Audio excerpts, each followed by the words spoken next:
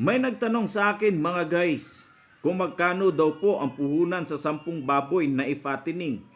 Well mga guys, sasagutin ko sa videong ito. Dito sa amin mga guys, ang presyuhan ng isang biik ay 4,000.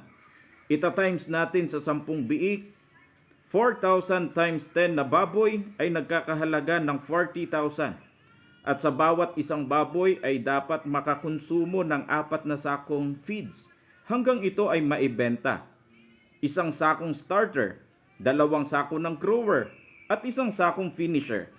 Kung ang bawat sako ay may presyo na 2,000, 4 na sakong feeds times 2,000 ay nagkakahalaga ng 8,000 sa bawat isang baboy. 8,000 times 10 baboy ay nagkakahalaga ng 80,000. I-plus natin ang puhunan sa biik na 40,000. 40,000 plus 80,000, total ay 120,000. Ang puhunan sa 10 baboy bago mo maibenta ay 120,000. Parang presyo na ng isang motor yan mga guys.